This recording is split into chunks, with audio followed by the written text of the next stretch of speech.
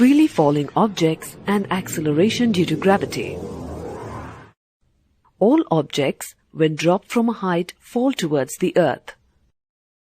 This happens due to the gravitational force exerted by the earth on the object.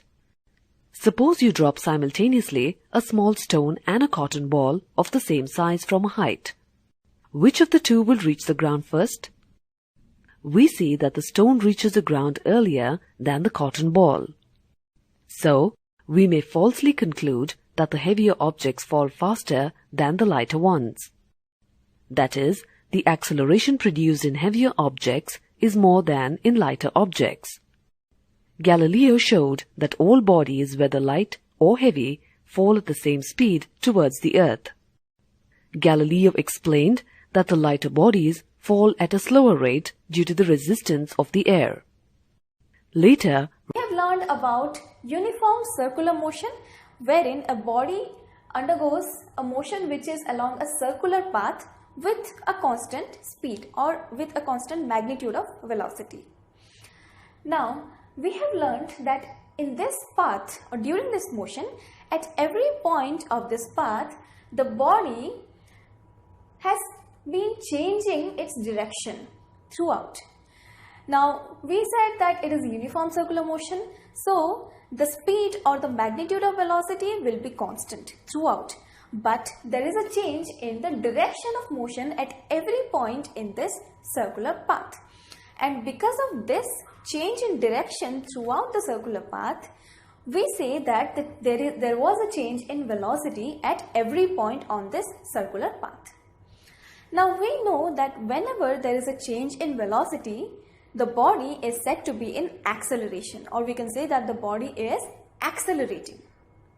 Now, we know that acceleration is the rate of change of velocity, and here at every point there is a change in velocity of the body. So we can say that a body in circular motion or a uniform circular motion is an accelerating body, or a uniform circular motion is an accelerated motion. Now, we know that whenever a body is traveling in a straight path, its acceleration is either directed along its direction of motion or it is directed opposite to the direction of motion of the body. Now here the path is not linear, but it is a circular path. So what do you think will be the direction of acceleration in this circular path? Will it be along the direction of motion or opposite to the direction of motion? Let's see. Let's say a body is undergoing a circular motion along this circular path, and this is the center of this. Over here in this animation, we can clearly see that the boy is rotating the stone continuously, and as we have earlier studied, the direction is continuously changing, because as and when it is rotating at different instants of time, the direction of motion of the stone that is attached to the string is constantly changing. So what is happening as a result? As a result, since direction is changing continuously, velocity is changing at every instant. Now, when velocity is changing with time, what can we say? That there is an acceleration that is present, because acceleration represented by A is nothing but velocity per unit time. So if the velocity is constantly changing, then obviously there has to be some sort of an acceleration present. Thus we can say that the stone accelerates. Now we have learned from Newton's second law of motion that force is directly proportional to two things. That is, force is directly proportional to m, mass, and it is directly proportional to acceleration. So when we see that there is an acceleration that is present on the stone, it means that there must be some sort of a force that is also acting on the stone. Thus, we conclude that because the stone is accelerating, there is a certain force that acts on the stone. So what is this force and how is it acting on the stone? Let us quickly find out. So in order to demonstrate this, we perform a very simple activity. Rotating the stone in the previous manner which I described, cut the stone. that is cut the string through which the stone is rotating. Now you will find that while you're rotating the stone with the help of the string, the moment you cut the string, this stone flies off in a particular direction. So while rotating, while the string is cut, the stone no longer continues rotating. In other words, it flies off in a particular direction. So now let us analyze in which direction it is flying off. If you look at this closely, you will find that the stone is flying off after cutting the string in a direction that is tangential to the circular path. So now let us analyze this further. Over here, we find that the stone is rotating along this circular path, that is this path. Now let's say when the stone is over here, the stone is somewhere over here at one point of time, its direction of motion is in this direction. Now obviously, as you can see, if the string is held tightly, the stone is not going in this direction. It is not traveling in this direction despite the fact that its direction of motion is tending towards this particular side. Instead, what is happening? The direction of the stone changes and it comes in this direction. So at the next instant, let's say the stone is present over here. Again, over here, the stone has this particular direction. But even then, the stone is not moving off in this direction. Instead, what is happening? It comes over here and let's say it is present at this particular point.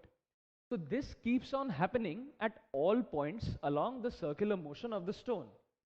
Now obviously, if we cut the string at any such instant, that particular stone will fly off in the direction at which it was tending to move at that point of time in the absence of the string.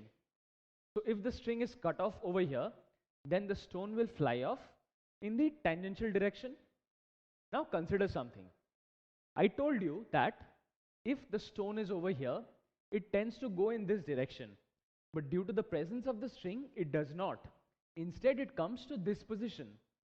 Similarly, from here, the tendency of motion is in this direction, but it does not move there, right? It moves here instead. Let us say we consider another direction for clear understanding. Let's say I have considered the stone in this position. Now over here, the stone is rotating in this direction. So the tendency of the stone, that is, the tendency of motion of the stone will be in this direction. But the stone does not fly off in that direction, does it? Because as long as the string is there, it will continue rotating. So instead of flying off in this direction, the stone after a while, let's say, moves to some point over here. So obviously, because there is a continuous change in direction of the stone taking place, there has to be a force acting, and this force has to be acting along the string, because it is the string which is causing the force to causing the stone to change its direction at every instant. So as you can see, when the stone is over here, its tendency is to go in this direction, but it does not go in that direction if the string is present. It remains over here and then continues in its circular path. So there has to be a force which acts along the string, because it is because of the string that the stone is rotating in the circular path. Thus we can say that the direction of force on the stone is acting along the string. So as you can see, this is the direction of velocity, this is the direction of force on the stone. Now again look at the animation. We find that the rope is applying a pulling force on the stone, because of which it is changing its direction at every point of time. Now obviously, when you look at the entire animation at once, it is impossible to understand it because the stone is rotating so fast. But as I demonstrated previously, it is because of the string that the stone is able to change its direction and not flying off. Because when the string is being cut, it is flying off in a tangential direction. So we can say that direction of force is towards the center of the circle, as I previously demonstrated to you. So now consider this diagram again. Over here, this is the direction of velocity or the direction of motion of the stone, and this, that is along the rope, is the direction of force acting on the stone. As you can clearly see, these two are directed at right angles to one another, or in other words, direction of force on stone and direction of velocity of stone are at right angles, or in other words, this is 90 degrees. So this particular force that is acting at right angles to the direction of velocity has a particular name to it. So over here we see that force is being exerted on the object. Direction of force is towards the center of the circle, and direction of force on the stone and direction of velocity of stone are at right angles. This kind of force is known as centripetal force. Now centripetal force comes from two Latin terms. These Latin terms are centrum, meaning center, and peter, meaning to seek. So it means that center seeking force, or in other words, centripetal force, which is nothing but a force which seeks out the center. As we clearly saw in the case of the string and the stone, the force was acting towards the center of the circle. Thus, we now define centripetal force. Centripetal force is a force which is directed towards the center of a circular path and always acts at right angles to the direction of motion along the circular path is known as centripetal force. Now again, in this definition, there are certain key aspects.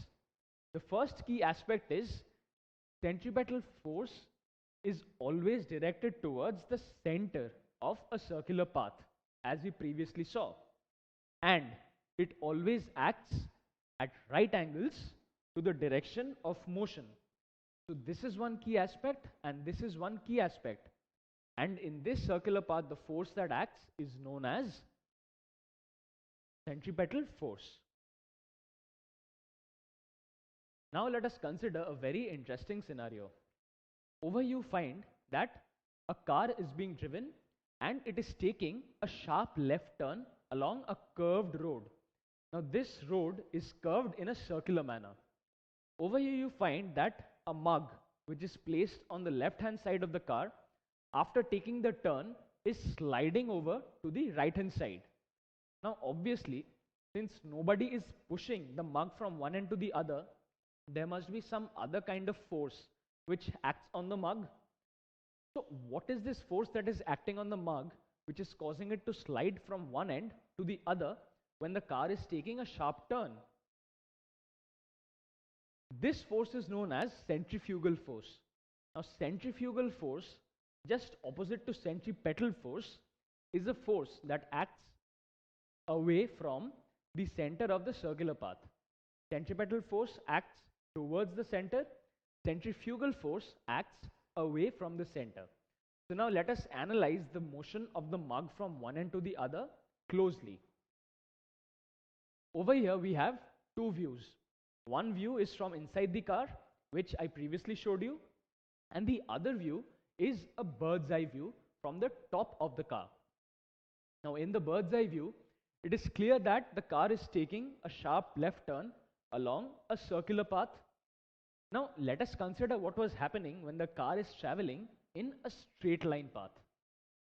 From Newton's first law of motion, you know that whenever an object is in motion, it tends to stay in motion along the same direction unless and until there is an external force acting on it. So now consider when the car is driving in a straight line, the mug along with it is also moving in a straight line. Now what happens when the car makes a sudden turn?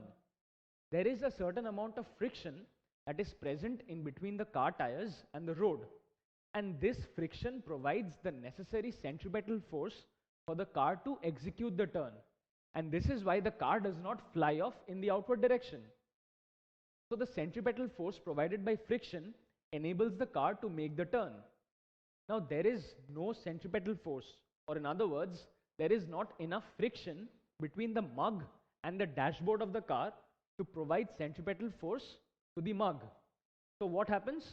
This car takes a sharp turn with the help of centripetal force, but the mug is still not able to make the turn because there is an absence of centripetal force. So the mug continues to move in a straight line. As I mentioned, due to Newton's first law of motion, it tends to go along in a straight line. So what happens, as you can clearly see, is the mug continues to move in a straight line, unlike the car, which has veered left.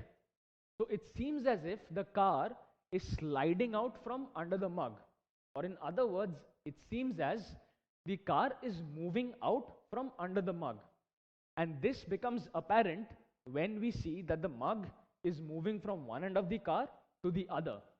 It is because there is an apparent force which makes us seem that the mug is actually moving from one end to the other, where actually what is happening is the mug is continuing its straight line of motion due to an absence of friction in between the dashboard and the mug bottom. So this is how centrifugal force acts. Centrifugal force is an apparent force. It is important to remember that centrifugal force is not a real force, but an apparent force which acts in a certain situation that a body appears to be acted upon by a force. So centrifugal force is an apparent force where it seems that this force is acting on a body, while actually there is no force that is acting on the body. So this is centrifugal force. So we have studied what centripetal force is, a force which in circular motion acts towards the center of a circle, and centrifugal force, an apparent force that acts away from the center of the circle because it seems to be acting, but it is just an apparent force. So that sums up our discussion about centripetal force and centrifugal force.